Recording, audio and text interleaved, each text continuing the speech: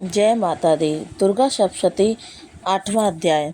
ऋषि बोले, चंडमुंड दोनों दैत्यों के मारे जाने पर एवं बहुत सी सेना के भी क्षय हो जाने पर असुर राजा महाप्रतापी शुभ के चित्त में भारी क्रोध पैदा हो गया। उसने सभी दैत्यों की सेना को युद्ध के लिए आज्ञा दे दी। उसने कहा, आज उधा युद्ध नामक 86 सेनापति अपनी सारी सेना के साथ युद्ध के लिए निकले और मेरी आज्ञा से 50 करोड़ वीर कुल के असुर और 100 धौम्र कुल के सेनापति सेनाओं के साथ कूच कर दें और फिर मेरी आज्ञा से कालिक मौर्य दौहद काली के ये सभी असुर तैयार होकर शीघ्र प्रस्थान करे। भयंकर शासन करने वाले असुर राज शुभ ने इस प्रकार आज्ञा देकर स्वयं भी बहुत सी सेनाओं के साथ प्रस्थान कर दिया।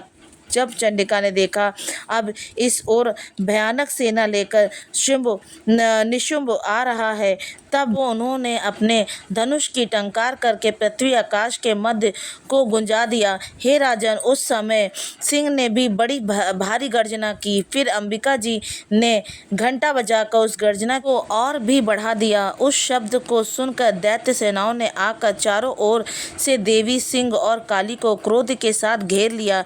इसी अवसर के मध्य में हे राजन, दैत्यों के नाश के लिए तथा देवताओं की वृद्धि के लिए अत्यंत बल एवं पराक्रम से संपन्न होकर ब्रह्मा, विष्णु, शिव, कार्तिक स्वामी इंद्र आदि देवों की शक्तियां उन्हीं के शरीरों से निकलकर उन्हीं रूपों से चंडिका के पास आ गईं। जिस देवता को जो रूप जैसे भूषण तथा वाहन है, उन्हीं वस्तुओं से संपन्न होकर वह देवता शक्ति वही रूप धारण कर दैत्यों के साथ युद्ध करने आ गई।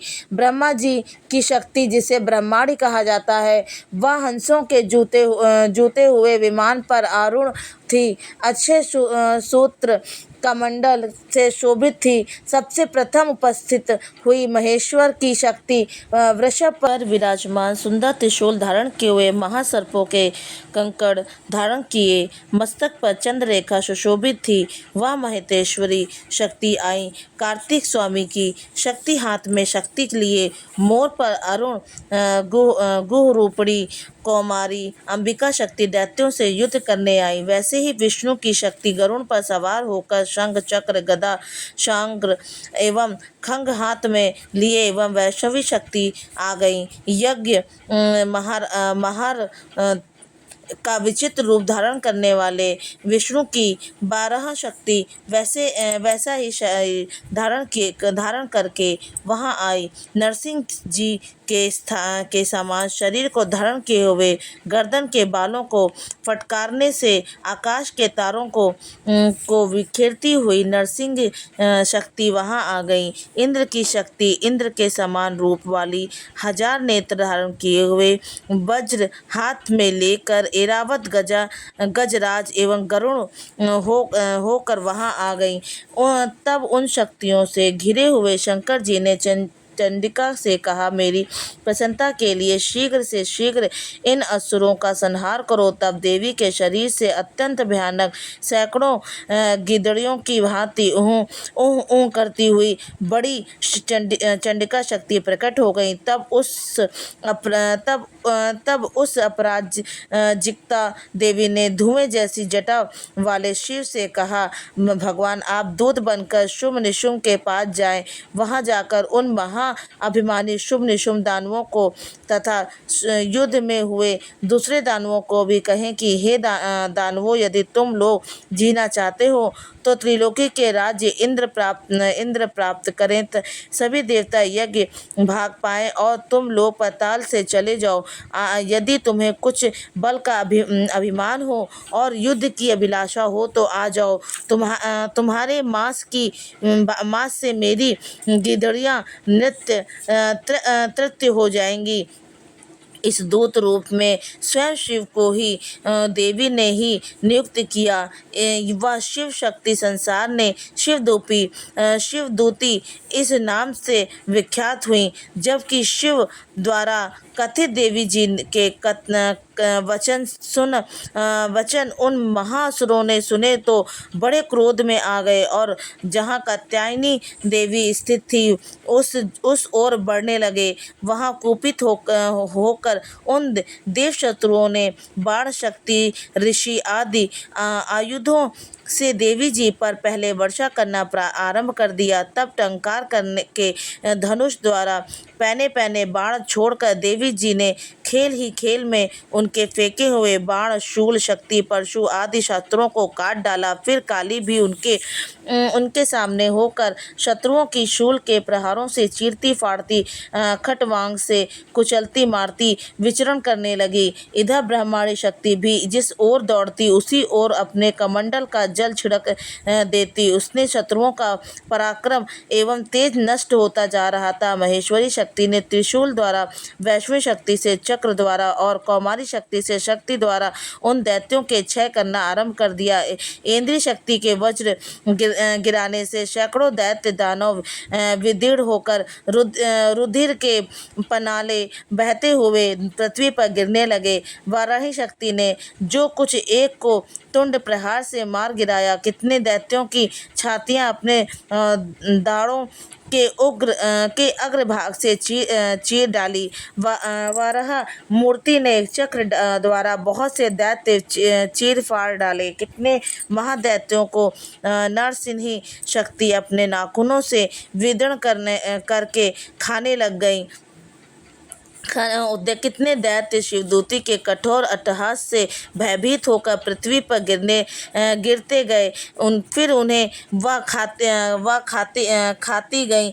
इस प्रकार वह अत्यंत कुपित होकर अनेक उपायों द्वारा बड़े बड़े दैत्यों को मारते हुए मार्तगढ़ को देखकर देव शत्रुओं के सैनिक भागने लग गए। उन दैत्यों को मार्तगढ़ से पीड़ित होकर भागते हुए देखकर क्रोध महाअसुर रक्त बीज युद्ध करने के लिए आ गया। रक्त बीज के वज्रमय शक्ति से एक भी रुधिर बिंदु जब पृथ्वी पर गिरती तब उसी के समान बलवान दूसरा असुर पैदा हो जाता।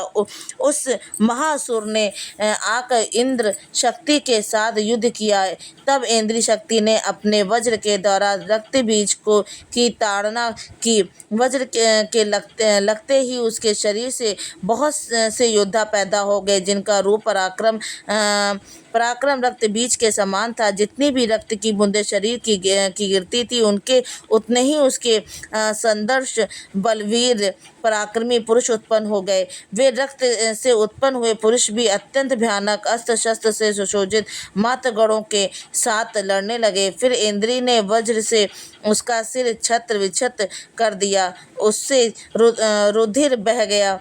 तब हजारों पुरुष उस रुधिर से पैदा हो गए। वैष्णवी शक्ति ने चक्र द्वारा उसे मारा। इंद्री ने गदा द्वारा असुर राज का ताड़ना की। वैष्णवी के चक्र से छत होने पर उसके शरीर से ज्यों ही रुधिर से स्त्राव हुआ उसके हजारों उसी के समान महाअसुर पैदा हो गए जिनसे संपूर्ण जगत भर गया। कौमारी ने शक्ति से उसे मारा। वाराही ने तलवार से, महेश्वरी ने महाअसुर रक्तबीज को त्रिशूल से हनन किया। उस दैत्य ने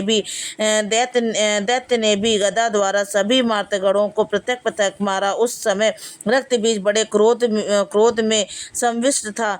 शक्तिशूल आदि आयुधों से कई बार विक्षत होने पर उसके शरीर से रक्त प्रवाह के पृथ्वी पर गिरते ही सैकड़ों असुर उत्पन्न हो चुके थे। दैत्य के रुधिर से उत्पन्न उन असुरों से सारा जगत व्याप्त हो गया। देवताओं को डरा हुआ उदास देखकर तब शीघ्र ही चंडिका ने काली से कहा, चामुंडे, अपना मुख तुम अधिक विस्तार से फैला लो। मैंने शस्त्र के पात से गिरते हुए रुधिर बिंदु और बिंदुओं से उत्पन्न महादैत्यों को अपने वेगमान मुख द्वारा खाती जाओ और युद्ध भूमि में रुधिरोत्पन्न इस महादैत्य को भक्षण करती घूमती रहो।